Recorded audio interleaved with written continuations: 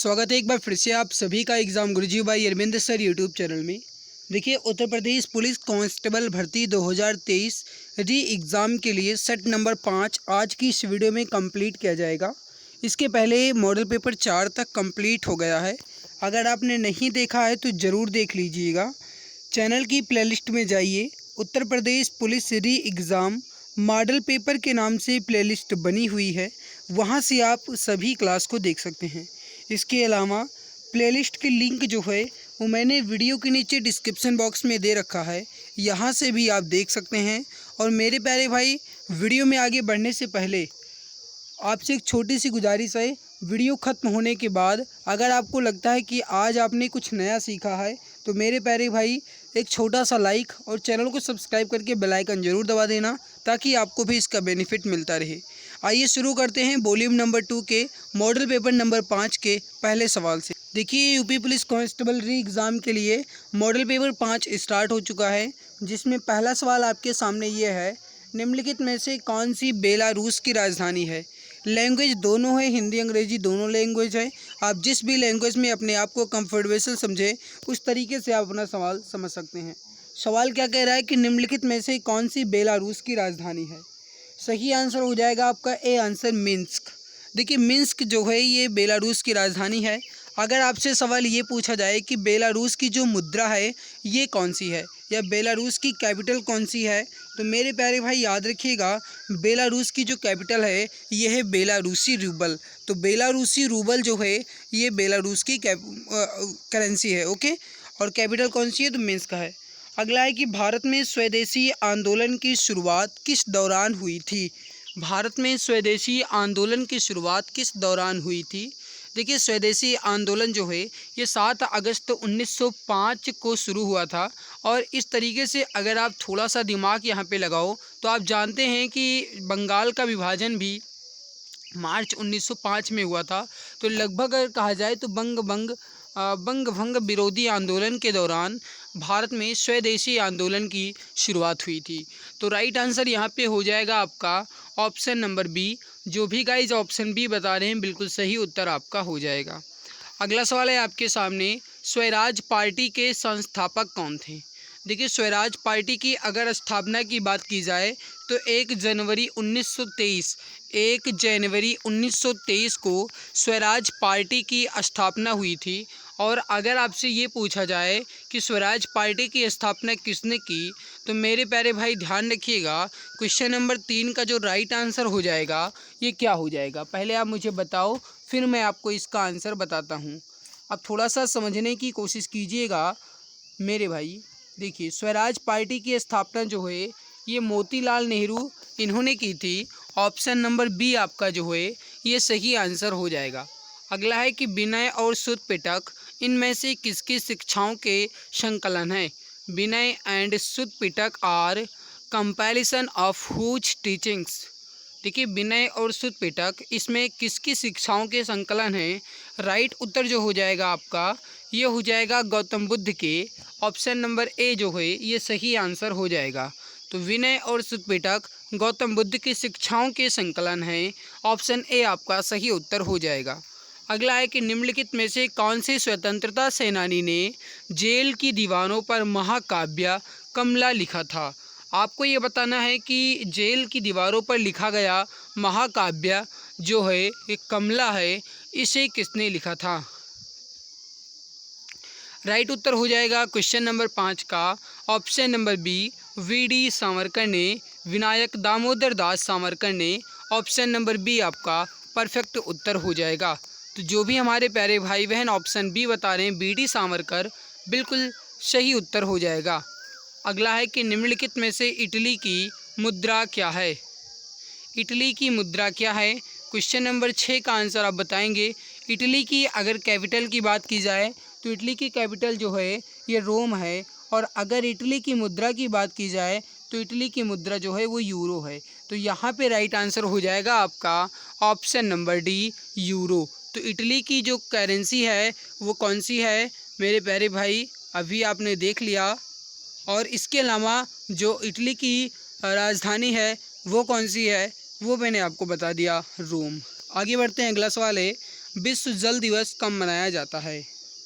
देखिए विश्व जल दिवस कब मनाया जाता है, इसका आंसर आपको बताना है। देखिए विश्व जल दिवस 2024 जो है ये कब मनाया गया, अगर ये पूछा जाए तो राइट आंसर जो हो जाएगा ये हो जाएगा 22 मार्च को। Option number C correct answer हो जाएगा 22 मार्च को। 22 मार्च को विश्व जल दिवस मनाया जाता है। मेरे प्यारे भाई विश्व जल दिवस 2024 की जो थीम है 2024 की ये कौन सी है, तो विश्व जल दिवस 2024 की थीम है शांति के लिए जल, यानी कि वाटर फॉर पीस। तो शांति के लिए जल या वाटर फॉर पीस जो है ये विश्व जल दिवस 2024 की थीम है। और विश्व जल दिवस 22 मार्च को मनाया जाता है। विश्व पृथ्वी दिवस 22 अप्रैल को मनाया जाता है।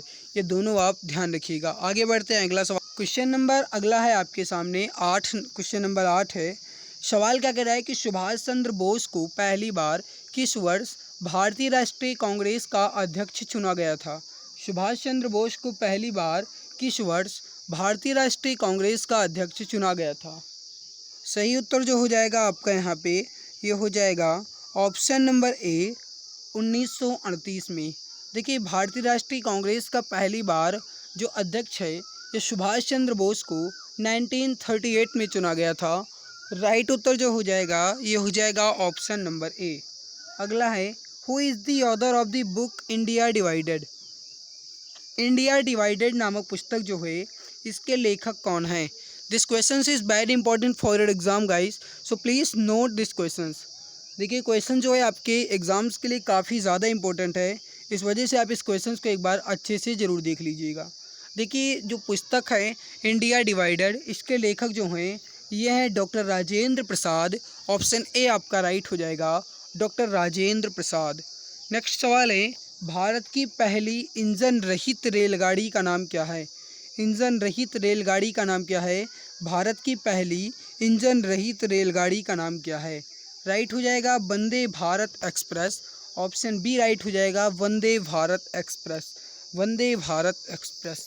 अगला है कि गलत जोड़ी का चयन करें। रेलवे के जोन और उनके हेडक्वार्टर यहाँ पे दिए गए हैं, इसमें आपको बताना है कि गलत कौन सा है। पहला देखिए सेंट्रल रेलवे का जो मुख्यालय है, सेंट्रल रेलवे मुंबई का मुख्यालय जो है वो CST है। बिल्कुल सही मेरे प्यारे भाई, मुंबई में है, ठीक है। सेंट्रल रेलवे का जो मुख्यालय मुंबई में है, ठीक है। पूर्व मध्य रेलवे का मुख्यालय गोरखपुर में, ये गलत है। उत्तरी रेलवे का मुख्यालय दिल्ली में है, ये सही है। दक्षिण पश्चिम रेलवे का मुख्यालय कर्नाटक के हुबली में है, ये भी सही है। बट यहाँ पे अगर कहा जाए मेरे प्यारे भाई तो जो पूर्व मध्य रेलवे है इसका मुख्यालय गोरखपुर में नहीं है, इसका मुख्यालय जो है ये हाजीपुर में है। तो यहाँ पे हाजीपुर होना चाहिए था। ऑप्शन बी आपका गलत है। अगला है कि भारत का कौन सा राज्य जूट का अग्रणी उत्पादक है? जूट का एक अग्रणी उत्पादक राज्य कौन सा है, ये सवाल पूछा गया है। सही उत्तर जो हो जाएगा ये हो जाएगा option number A West Bengal, Paschim Bengal. तो पश्चिम बंगाल जो है ये जूट का अग्रणी उत्पादक राज्य माना जाता है। सही उत्तर हो जाएगा आपका ऑप्शन नंबर ए। जो भी हमारे प्यारे भाई बहन ऑप्शन ए बता रहे हैं बिल्कुल सही उत्तर हो जाएगा। अगला सवाल है आपके सामने कि पीली क्रांति येलो रिवॉल्यूशन जो है ये किसे प्रेफर करती है? बताइए राइट आंसर यहाँ पे क्या हो जाएगा? दुग्ध उत्पादन में वृद्धि नहीं, दुग्ध उत्पादन में वृद्धि जो है ये आपकी श्वेत क्रांति है। मत्स्य उत्पादन में वृद्धि ये आपकी नीली क्रांति है, ब्लू रिवॉल्यूशन है। तिलहन उत्पादन में वृद्धि ये आपका राइट आंसर हो जाएगा option number C correct answer हो जाएगा तिलहन उत्पादन में वृद्धि। तो ऑप्शन सी आपका जो है ये बिल्कुल परफेक्ट उत्तर हो जाएगा। अगला सवाल है कि भारतीय पुरातत्व सर्वेक्षण का मुख्यालय कहाँ स्थित है? आर्कियोलॉजिकल सर्वे ऑफ इंडिया का हेडक्वार्टर जो है ये कहाँ पे है? क्वेश्चन नंबर 14 आपसे पूछ रहा है। गाइस बताइए राइट आंसर यहाँ पे क्या हो जाएगा? सही आंसर जो हो जाएगा आपका यहाँ पे जो भी हमारे प्यारे भाई बहन बता रहे हैं option number B New Delhi में, बिल्कुल सही आंसर आपका हो जाएगा। भारतीय पुरातत्व सर्वेक्षण का मुख्यालय नई दिल्ली में है। अगला सवाल, IPL के दीवाने तो हर कोई हैं लेकिन इसका आंसर हर कोई नहीं बता सकता। क्वेश्चन नंबर 15 क्या कह रहा है कि क्रिकेट का बल्ला बनाने के लिए किस लकड़ी का प्रयोग किया जाता है। क्रिकेट का बल्ला बनाने के लिए किस लकड़ी का प्रयोग किया जाता है। ये क्वेश्चन आपके एग्ज़ाम की दृष्टि से काफ़ी ज़्यादा इम्पोर्टेंट है। तो बताइए राइट आंसर यहाँ पे क्या हो जाएगा। क्रिकेट का बल्ला बनाने के लिए किस लकड़ी का उपयोग किया जाता है। देखिए समझिएगा समझिएगा थोड़ा सा। क्रिकेट का बल्ला बनाने के लिए जो लकड़ी उपयोग की जाती है कौन सी है बताइए। टीक की लकड़ी। भाई टीक क्या होता है, इसकी लकड़ी थोड़ी हो गया। बताओ पहले बताओ इसका आंसर, फिर हम बताते हैं। राइट जो हो जाएगा ये हो जाएगा विल्लो की लकड़ी। ऑप्शन बी राइट हो जाएगा, विल्लो की लकड़ी।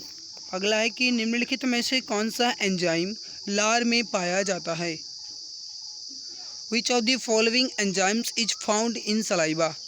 देखिए लार में पाए जाने वाले एंजाइम जो हैं ये इसमें से कौन सा है। राइट जो हो जाएगा आपका ये हो जाएगा ptyalin enzyme. Option C right answer हो जाएगा। तो टाइलिन एंजाइम जो है ये लार में पाया जाता है। Option C is correct answer. Next सवाल है, मछलियों में उत्सर्जी पदार्थ क्या है। मछलियों में उत्सर्जी पदार्थ क्या है। देखिए अगर यहाँ पे ध्यान से देखा जाए तो एमिनो अम्ल, यूरिया ये सब नहीं होगा। राइट जो होगा ये डी आंसर होगा, अमोनिया। मछलियों में उत्सर्जी पदार्थ जो है ये एमोनिया है। ऑप्शन डी राइट आंसर हो जाएगा।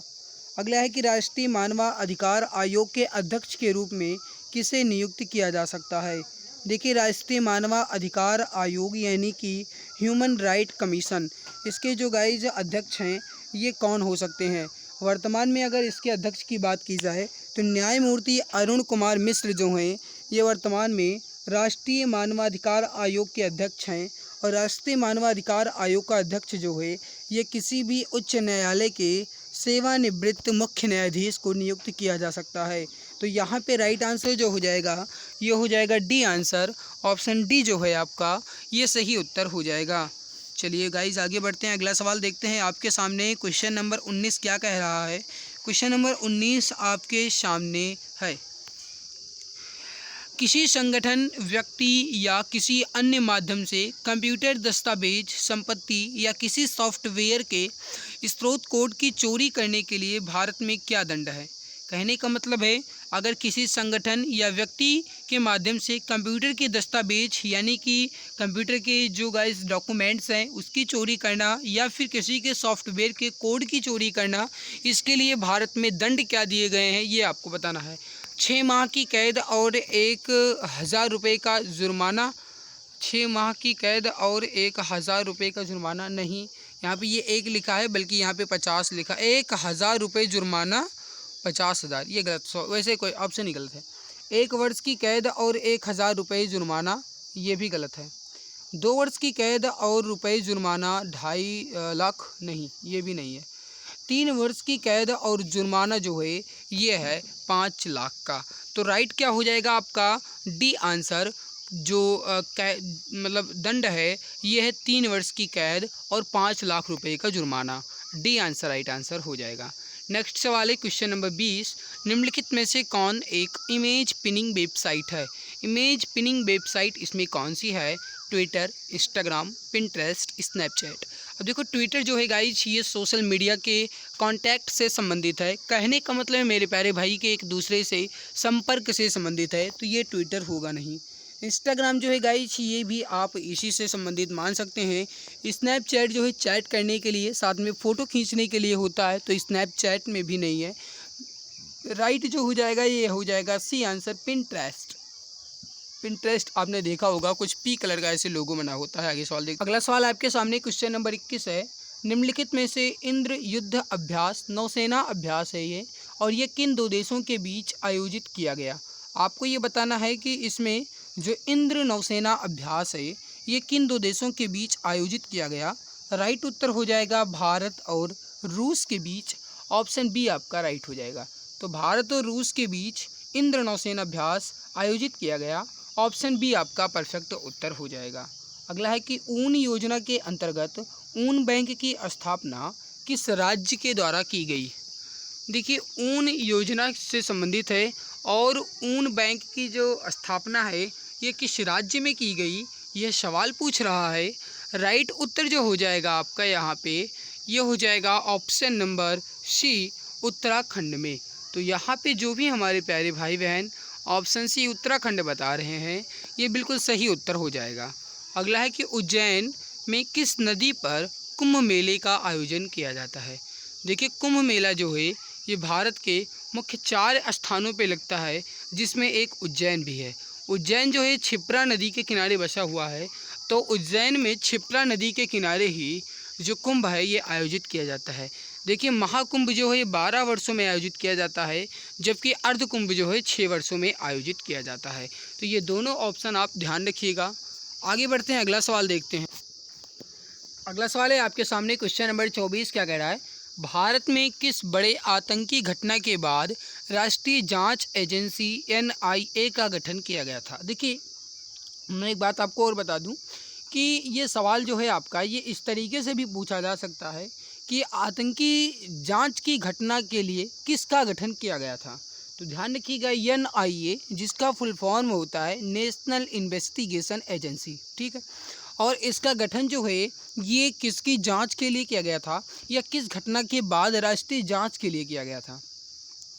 सही उत्तर जो हो जाएगा आपका, ये हो जाएगा 2008 में मुंबई आतंकी हमला के लिए।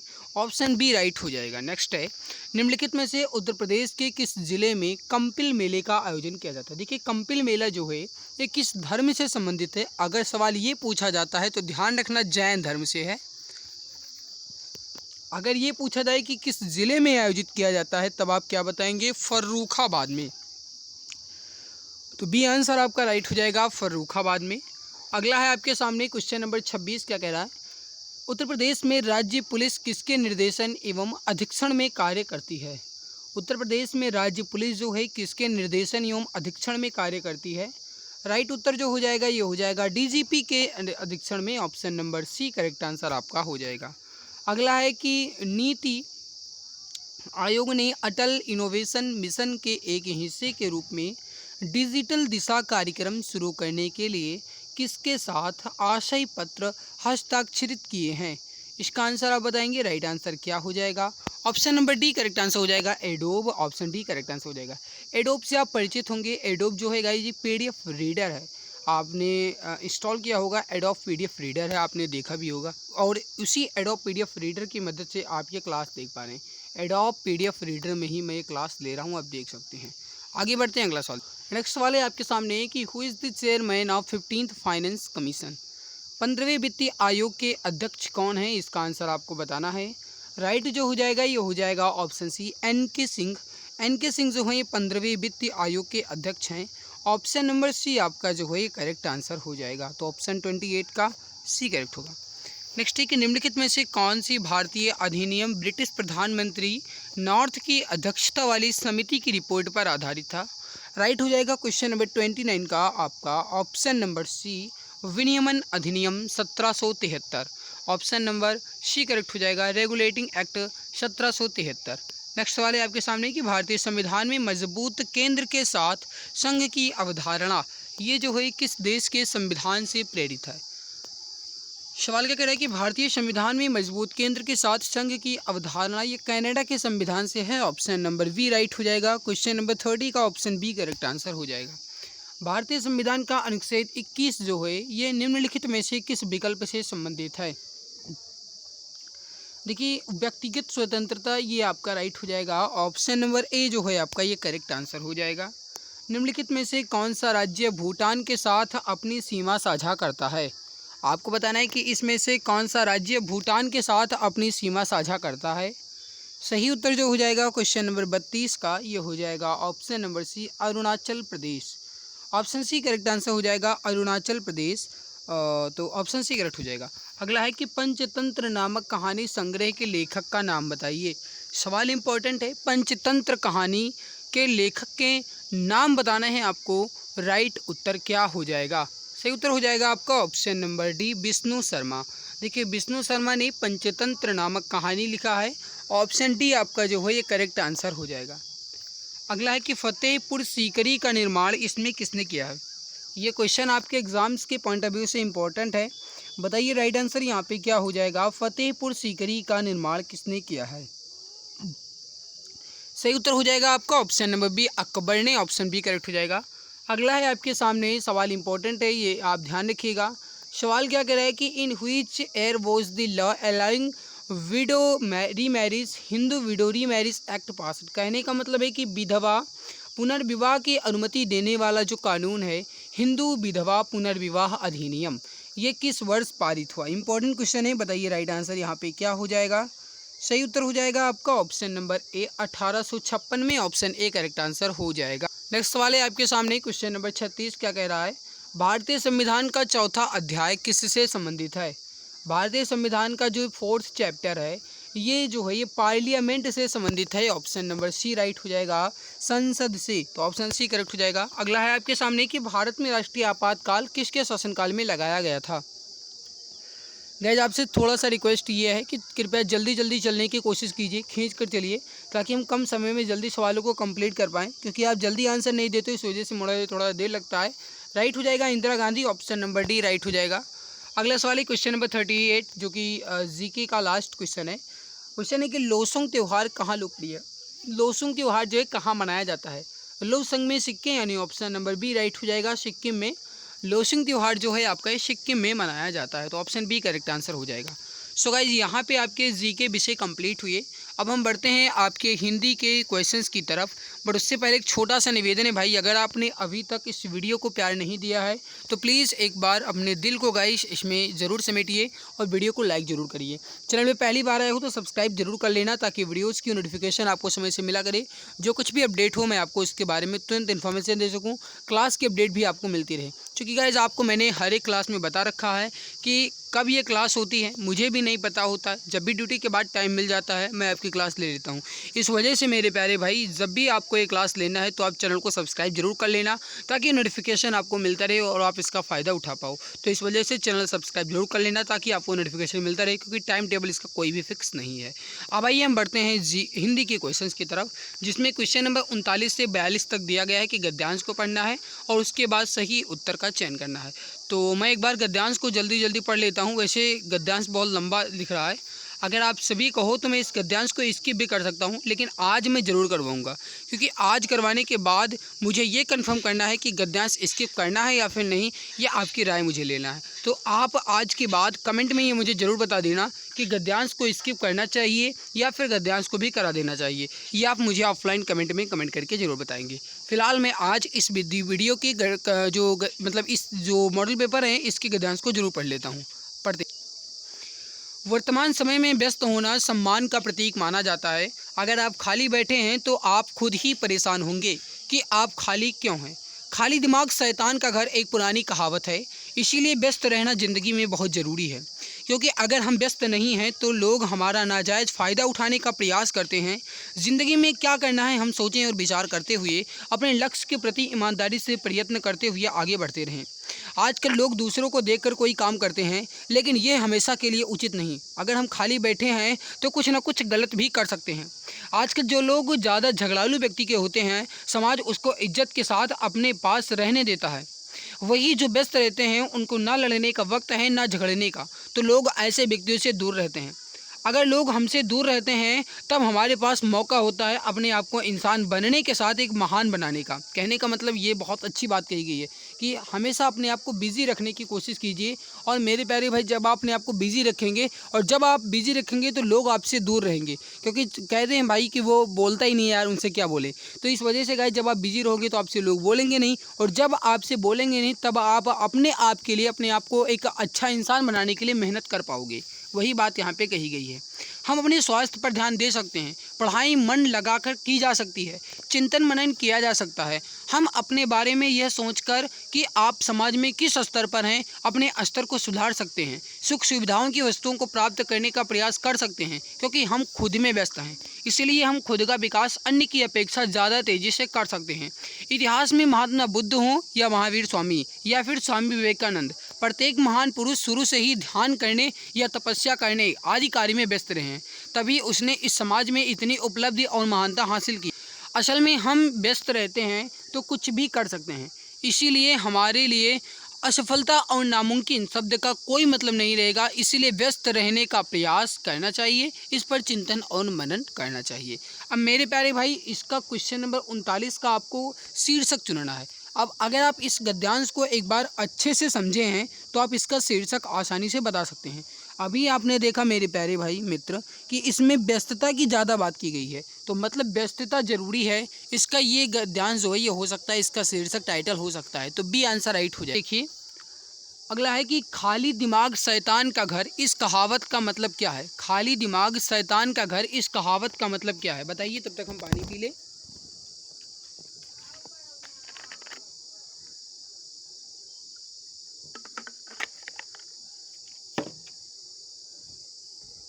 देखिए समझिएगा सॉरी। देखिए खाली दिमाग शैतान का घर, इस कहावत का मतलब है दिमाग कम होना, खाली बैठे होना। खाली बैठे रहने से ही तरह तरह की खुराफात सूझती है। Option number C right answer हो जाएगा। लोग किस तरह के लोगों से दूर रहते हैं? झगड़ालू व्यक्तियों से नहीं भाई, झगड़ालू व्यक्ति से तो लोग दूर थोड़ी रहेंगे। व्यस्त व्यक्तियों से, ईमानदार व्यक्तियों से, अशिक्षित लोगों से। देखो लोग किस तरह के लोगों से दूर रहते हैं, तो व्यस्त व्यक्तियों से। ऑप्शन बी राइट आंसर हो जाएगा।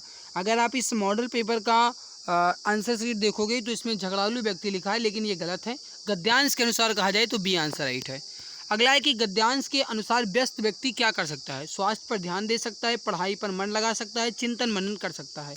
राइट हो जाएगा डी आंसर उपर्युक्त सभी। झगड़ालू में प्रत्यय क्या है? झगड़ालू में प्रत्यय क्या है? क्वेश्चन नंबर 43 है, आप इसका आंसर बताएंगे। सही उत्तर क्या हो जाएगा? ऑप्शन ए राइट हो जाएगा, आलू प्रत्यय है। झगड़ा में आलू प्रत्यय है, आप लगा करके झगड़ालू बना सकते हैं। इनमें से समूहवाचक संज्ञा कौन सी है? इसमें से समूहवाचक संज्ञा कौन सी है? इसका आंसर आप बताएंगे। राइट आंसर यहाँ पे क्या हो जाएगा?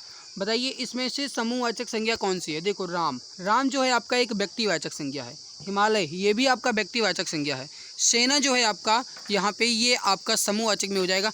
अनाज की बात की जाए तो अनाज आपका जातिवाचक में हो जाएगा। अनाज जो है कई तरीके के हो सकते हैं, अनाज में कई चीज़ें शामिल हो सकती हैं, बट यहाँ पे अगर सेना की बात की जाए तो सेना आपका समूहवाचक है। ऑप्शन डी आपका यहाँ पे राइट आंसर हो जाएगा। मेरे प्यारे भाई, वीडियो में और आगे बढ़ने से पहले मैं आपको एक गुड न्यूज़ दे दूँ। ये गुड न्यूज़ है गाइस आप सभी के लिए कि यूपी पुलिस री एग्ज़ाम को ध्यान में रखते हुए एक रामबाण ई बुक आपके लिए तैयार की गई है, जिस पे 60% का डिस्काउंट चल रहा है। मात्र 39 रुपये में अभी आपको मिल रही है। अगर आप आज इसे लेंगे तो आपको मात्र 39 रुपये की मिल जाएगी। और ये ऑफ़र जो है सीमित समय के लिए है, बाद में इसका दाम जो है ये 99 रुपये कर दिया जाएगा, तब आपको किसी भी हालत में 39 की नहीं मिलेगी। अब ये मैं 39 की क्यों दे रहा हूँ, इसकी खासियत क्या है, ये मैं आपको पहले बता देता हूँ, फिर मैं आगे बढ़त करूँगा। यहाँ पर आप देखिए ये ई बुक जो है यूपी पुलिस री एग्ज़ाम के लिए बनाई गई है स्पेशल। इसके साथ साथ मेरे प्यारे भाई इसमें जितने भी सिलेबस हैं यूपी पुलिस कांस्टेबल के री एग्ज़ाम में जितने भी सिलेबस हैं वो सारे आपको इसमें मिल जाएंगे। यानी सिलेबस वाइज इसमें जितने भी टॉपिक हैं मिल जाएंगे। टॉपिक इमेज और कलरफुल के साथ है ताकि पढ़ने में मज़ा आए। पूरे 418 पेज की है। जीके मैथ के जो क्वेश्चंस हैं ये आपको बेहतरीन क्वेश्चंस मिलेंगे। रीजनिंग के और मैथ के जो क्वेश्चंस हैं इसके ट्रिकी क्वेश्चंस भी मिलेंगे, ट्रिक बेस्ड समझाया गया है। और इसके अलावा हिंदी के सभी टॉपिक इसमें आपको मिलेंगे। बेहतरीन क्वेश्चंस है, पूरे 418 पेज की है। गारंटी के साथ कहा जा सकता है कि अगर आप इस ई बुक को एक बार अच्छे से मन लगा करके पढ़ाई कर लेते हो तो फिर आपको किसी के भी कोई भी कोर्स की ज़रूरत नहीं। ज़रूरत है तो केवल और केवल एक बार मन लगा करके पढ़ाई करने की। तो मेरे प्यारे भाई इसमें जीके के सभी टॉपिक, यूपी जीके के सभी टॉपिक, हिंदी के सभी टॉपिक, मैथ के सभी टॉपिक, रीजनिंग के सभी टॉपिक मात्र 39 रुपये के अभी आपको मिल रहे हैं। बाद में दाम इसका 99 हो जाएगा। अभी आपके लिए डिस्काउंट चल रहा है। लेना है अगर आपको आप तो इस दिए गए व्हाट्सअप नंबर है 8948667652 8948667652।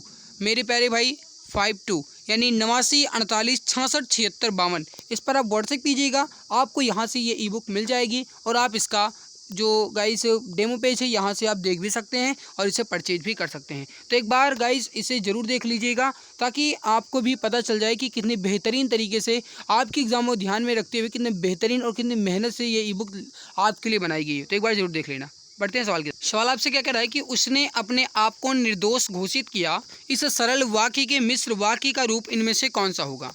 उसने कहा कि मैं निर्दोष हूँ उसने कहा और वह निर्दोष घोषित हुआ।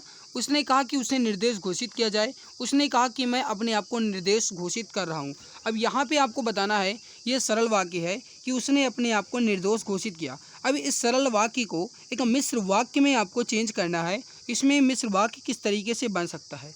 अगर देखा जाए तो उसने कहा कि मैं निर्दोष हूँ, ये आपका मिश्र वाक्य हो जाएगा। उसने कहा मैं निर्दोष हूँ, ये आपका हो जाएगा ऑप्शन ए करेक्ट आंसर हो जाएगा। नेक्स्ट है, निम्नलिखित में से कौन सा वर्ण अंतःस्थ वर्ण नहीं है? आप जानते हैं कि य र व जो है ये आपका अंतःस्थ वर्ण होता है, जबकि दिया गया ऑप्शन बी ह जो है आपका ये अंतःस्थ वर्ण नहीं होता है, ये आपका ऊष्म से संबंधित है। That means option B correct answer आपका हो जाएगा। अगला सवाल है, प्रत्येक वर्ग का दूसरा और चौथा वर्ण क्या कहलाता है?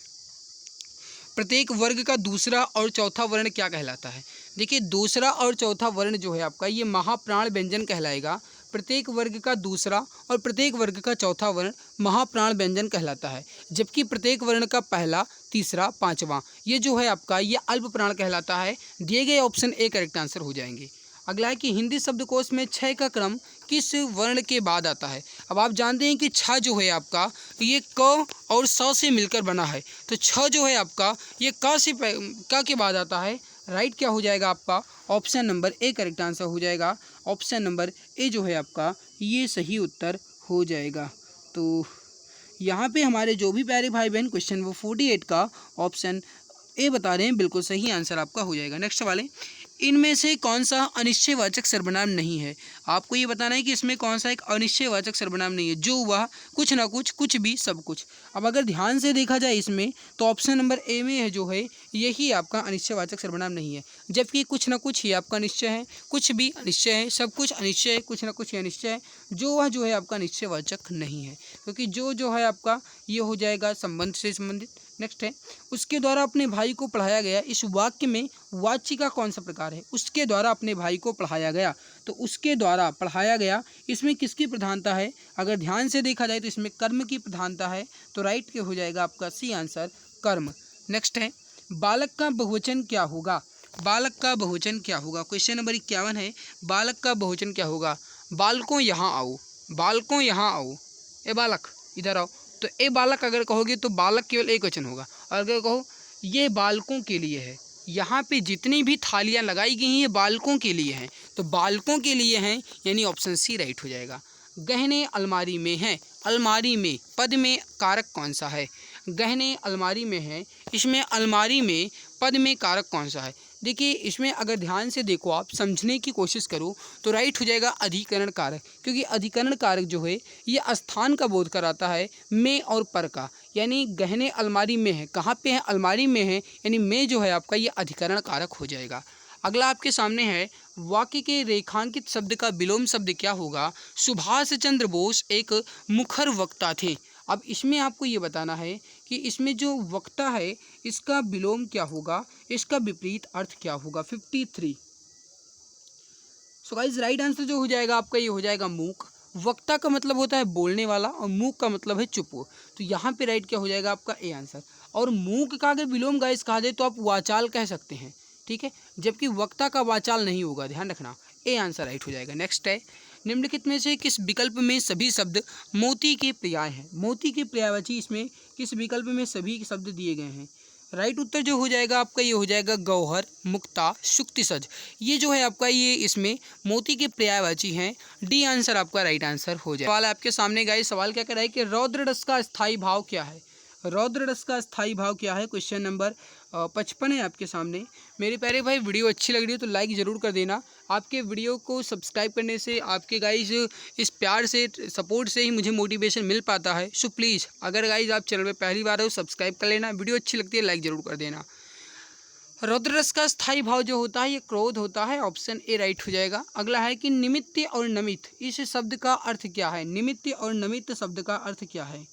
निमित्त का मतलब होता है हेतु, यानी उसके निमित्त ये काम किया जा रहा है। कहते हैं ना कि मैं आपके निमित्त यहाँ पे आया हूँ, यानी मैं आपके लिए आया हूँ, मैं आपके हेतु, आपके लिए आया हूँ, तो ये हेतु हो जाएगा, यानी उसके निमित्त जो भी काम किया जाए उसके निमित्त, ये मतलब है। और निमित्त का मतलब होता है झुका हुआ, तो यहाँ पे क्या हो जाएगा आपका बी आंसर। निमित्त का मतलब है हेतु और निमित्त का मतलब है झुका हुआ, वी आंसर आपका राइट आंसर हो जाएगा। अगला है कि धार्मिक में प्रत्यय है, PDF जो है ये मैं टेलीग्राम पे दे दूंगा, दिक्कत ना लो भाई। धार्मिक में प्रत्यय क्या है, देखो धर्म में अगर आप एक प्रत्यय जोड़ दोगे तो धार्मिक शब्द बन जाएगा, तो यहाँ पे दिया गया ऑप्शन बी राइट होगा। नेक्स्ट है, इनमें से किस शब्द में उपसर्ग का प्रयोग नहीं हुआ है, उपसर्ग का प्रयोग नहीं हुआ है। नीरस में उपसर्ग है या नहीं, 58 नंबर सवाल पहले बताओ।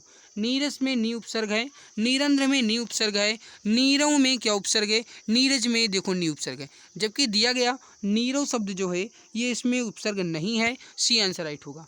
अगला सवाल है 59 नंबर, मुख्य क्रिया के अर्थ को स्पष्ट कराने वाली क्रिया को क्या कहा जाता है। मुख्य क्रिया के अर्थ को स्पष्ट कराने वाली क्रिया को क्या कहा जाता है।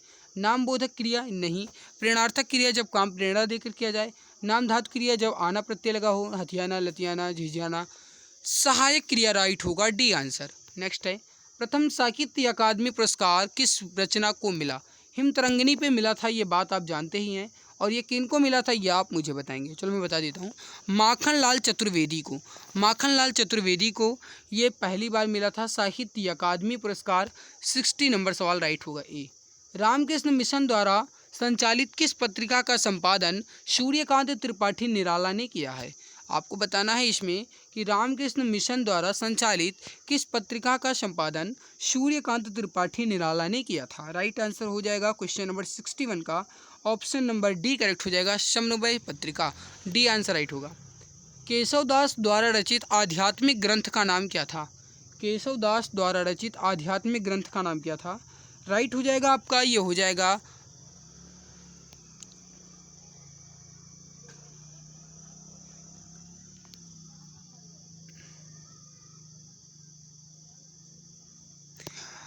वी आंसर विज्ञान गीता। इसमें थोड़ा सा मुझे डाउट लग रहा है, इसको मैं कंफर्म करके कल बताऊंगा।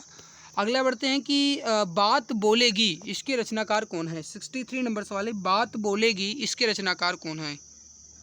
सही उत्तर हो जाएगा शमशेर बहादुर सिंह, जिन्हें कवियों का कवि कहा जाता है।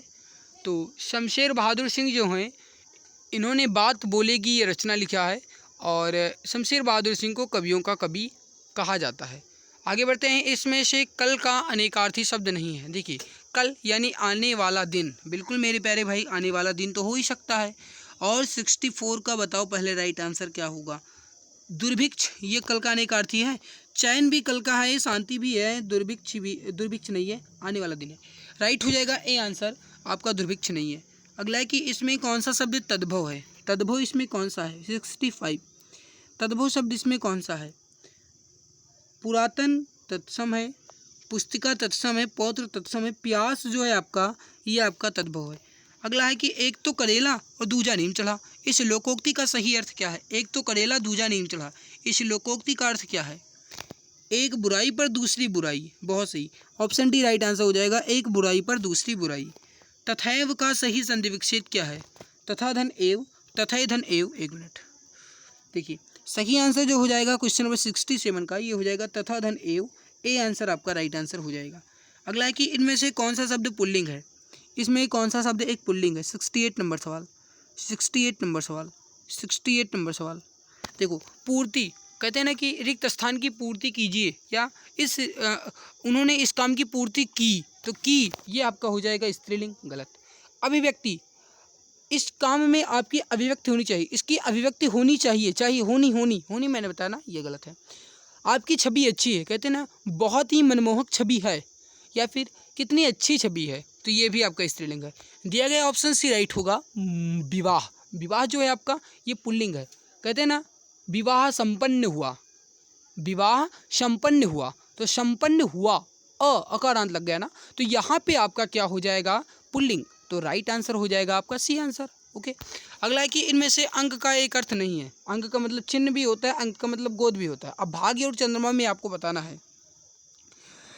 राइट आंसर जो हो जाएगा 69 नंबर सवाल का ये हो जाएगा आपका ऑप्शन नंबर डी, चंद्रमा। चंद्रमा जो है ये अंक का अनेकार्थी नहीं है बल्कि भागी भी होता है, डी आंसर आपका राइट आंसर। क्वेश्चन नंबर 70 आपसे क्या कह रहा है कि इनमें से आवृत्तिवाचक विशेषण का उदाहरण कौन सा है।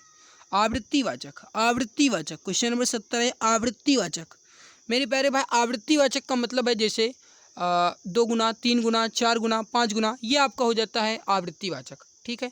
और यहाँ पे राइट क्या हो जाएगा आपका डी आंसर, चौगुना। नेक्स्ट देख लो साकेत नगरी यही स्वर्ग से मिलने गगन जा रही है।